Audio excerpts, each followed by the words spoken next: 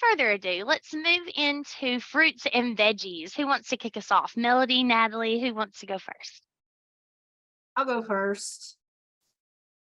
I think this one is from Sue from Rutherford County on the squash vine borer. I don't know if you have a picture or not. Yeah. Okay. So y'all, squash vine borers, that is a pest that we see in our cucurbits this time of year.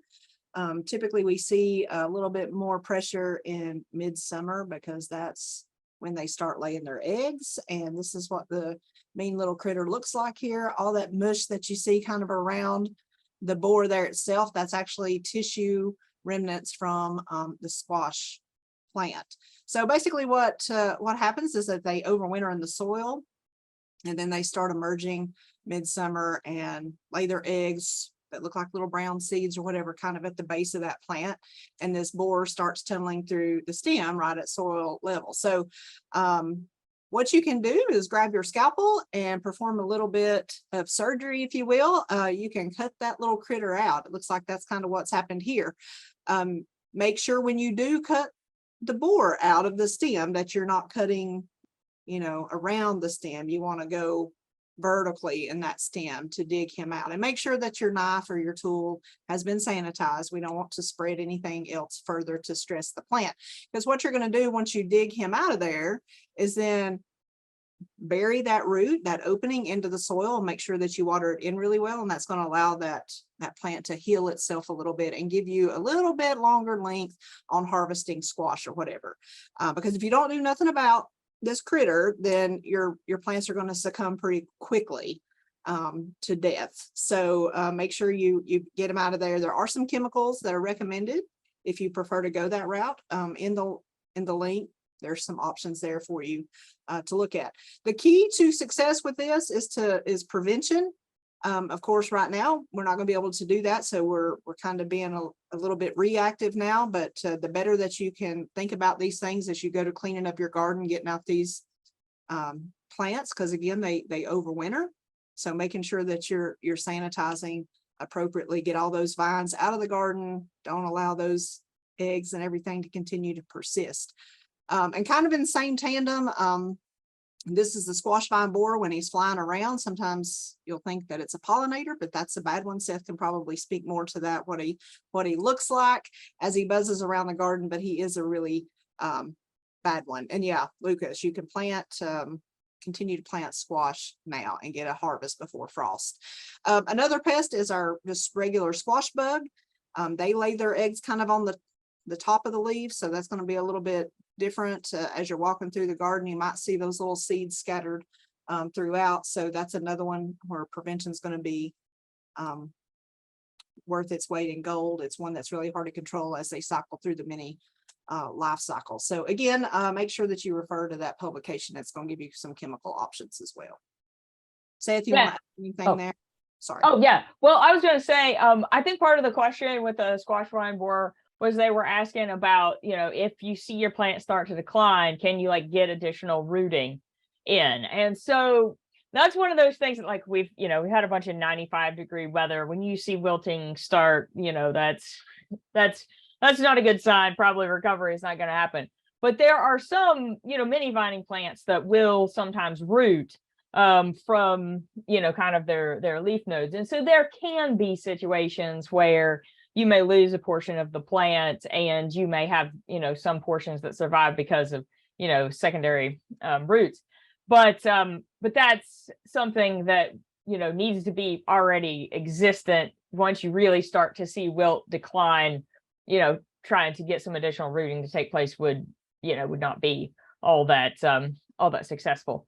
Like for example, like a pumpkin, as it vines out, they'll send out those. Yeah. That's what you're talking about. Oh, yeah. Okay. So you might have some borer action over here, but maybe not down there, and so might lose the mother plant, but then keep some of those vines. Yeah, it might. It might prop you up a little bit, but yeah. I would definitely refer back to Melody's comments of trying to maintain the viability of your main plant.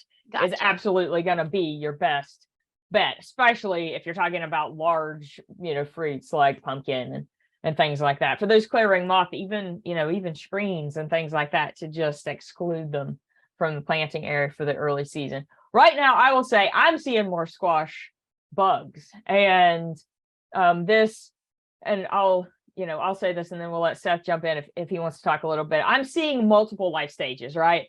So we can see eggs. I am seeing, even in East Tennessee, so I'm sure that Middle and West, definitely I'm seeing, full grown adults. And so those adults are very, very hard to control. So what we really want are those really, the smaller, the immatures, where there's still, enough opportunity to kind of contact and get absorption with some of those materials that you might actually control them. You want to throw anything else in there, Seth? No, that's exactly right. And those of you that don't want to spray, just prevention is the best method here, and trying to scout, flipping those leaves on the underside, and you'll see their eggs are about a sixth of an inch long, yellowish to brownish color, and you can kind of just flick those off the underside of the leaves. But at this point, it's probably at the nymphal stage, which is the easiest to control. So we want to control those before they get to that adult stage. So yeah, Natalie, that's perfect. And that kind of really small, tiny, they almost look like spiders. Exactly. Yeah. And that's another question that we got in that it was a twofold question. Celeste, if you can find it, from Gibson County, on one that was about, my squash plant looks like it's been attacked by pests. Should it be removed from the garden? We kind of hit that question right there. It's not like a disease here. We can try to prevent any further damage and get that yield up. But also their question was about beefsteak tomatoes and why they're so small.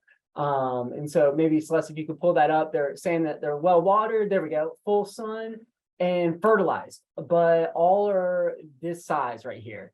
And if we know beefsteak should get a little bit larger here, but if we thank you to Matthew Anderson for answering this question very well here, if he's on here. But if we think about this, the past few weeks, we've been up in the 90s, right? And tomatoes just cannot produce and ripen and produce that ripening material there to actually get larger once we're up in the 90 degree temperature set. So production will stop dramatically. So that's most likely what's causing these beefsteak tomatoes from getting any larger. And also another thing to think about is, yes, we did mention fertilizer, but if we're over fertilizing, maybe with too much nitrogen, maybe we're telling that plant to focus more of its energy reserves on the vegetative growth rather than the fruit production. So a little twofold answer on that tomato there. And I don't know if Natalie, you want to mention anything? This has just been, I say this in a geeky way, like a great year for all sorts of physiological issues on our tomatoes, because it's been wet, it's been cool, it's been hot, it's been dry. So I very much agree that it could be a pollination issue, because we just run into pollen stickiness and movement and all sorts of physiological things. The other element of heat is that when we have very high nighttime temperatures, the plants just keep powering through all of their photosynthetic reserves. They're burning them at night because it's 78 degrees or something crazy in Jackson, right? And so we don't have as much of those sugars being pumped in to the fruit. So you might even notice that some of the fruit that you picked during the past few really hot weeks were bland, we're mediocre, because we also had a bunch of rain, which can impact some of the sugars in our vining crops, like cantaloupes. I've had some bland melons in the last couple of weeks, but I think that those are some of the physiological factors. We also oftentimes, if we have poor productivity, we want to make sure that we don't have excessive leaf diseases, right? Because if we have a lot of early blight or something. But in looking at that picture, there was a little bit of early blight in there, but it looked like the canopy itself was still in pretty good condition. So I would aim physiological. We've covered a lot of the issue questions for vegetables. I feel like before we head to fruit or turn it over to our turf folks, we should talk just a little bit about like the good stuff for fall vegetables. Is that just let the squash bugs have it and plant lettuce. That would be my August suggestion. So So actually, no, I say that actually not in jest at all. I'm just about to the point in my trial season where I'm going to go through and literally pull out all of my squash and zucchini vines so that I can open up those rows, and that's going to be the cool season trials. In fact, this afternoon, after we get off of this call, I'm going to seed, kale and lettuce and get my transplants ready. So we actually had one of the questions that was, what about lettuce? So I often plant, especially my bib and my romaine and things like that. I like to grow transplants for my lettuce. And if we have, 4 to 5, maybe up to a 6-week transplant, the timing is very good to start those right now so that they can go in that early to mid part of September. So lettuce seeding is going to be on my plans for this afternoon. Lettuce are, they're a little bit more forgiving as far as time in the season, because later in the fall you can harvest them not all the way mature and you still get the benefit of that. Another reason that I like to grow transplants is because lettuce, while maybe a little bit more forgiving on the latter end of the season, is not as forgiving this time of year, because if you get very warm soil temperatures, they will actually go into what we call thermal dormancy, right? So if you direct seed lettuce and then have really warm soil temperatures, then sometimes they will just stop germination. So lots of times I try to grow transplants so that I kind of can evade any challenges with seeding. But what would be great to put in the ground right now might be cabbage, broccoli, Brussels sprouts, your longer season fall stuff. And I feel like Lucas wants to say something about turnips. I don't know. I'm just. That was my newspaper article this week. Yeah. For my local newspaper was turnips, collards, and mustard greens. So as we go through August, of course, depending on, if you really want turnip roots or, if you want turnip greens, it's a great time for some of those. And also, what, we don't have a question about this, but who needs an excuse to talk about cover crops? It's also not a bad time to think about your early stuff, right, Melody? Which turnip is a cover crop too, Melody? Yeah, I know it is. You're right. That was my bridge. That was good. Yeah. So it is definitely time to start thinking about that as we get ready to put our gardens to bed. There's so many options out there for cover crops. The turnips, the daikons, if you got some compaction issues, those work really well. The turnips, of course, another food source, but folks will even use mustard, or they can use crimson clover, anything that's a legume, vetch.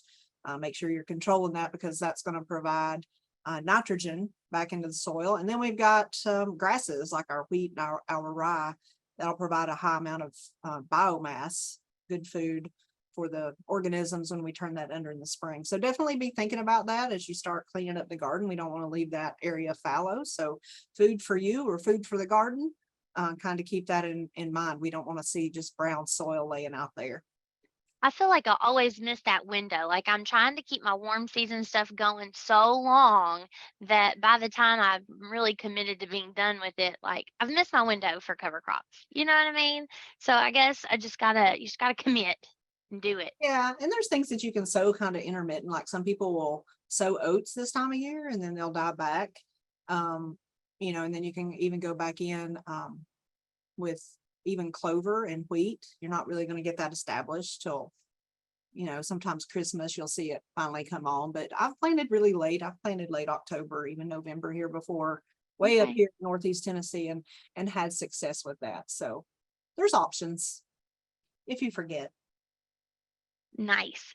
Hey, in the question answer box there, someone had asked, what does it look like? Like, what is the damage that a squash vine borer is doing to, a plant? And so I pulled up a picture real quick. I just thought that was a good question. We didn't really have a picture of what it does to the plant. So let me share my screen real quick.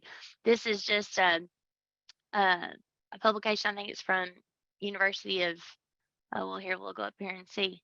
University of Minnesota Extension. Okay, so this was, you see this picture right here. part of that plant, probably likely, maybe that's the mother plant, looks fine. But then you've got some of these vines that are coming off here, and those vines had the squash borer in them. And you see how you see all this wilting. So if you see wilting of a portion of the plant, that could be a sign, or wilting of just a few stems of a squash plant, right? That's more of like a bushy type kind of plant. That could be a sign. And then where you're looking for it is right there at the base, because that picture we had was after it had already been torn apart. And this is a picture of one where they had gone ahead and just kind of dug it out, of the base of that plant. So that's kind of what you might be looking for, just for those who needed a little more information on the squash vine.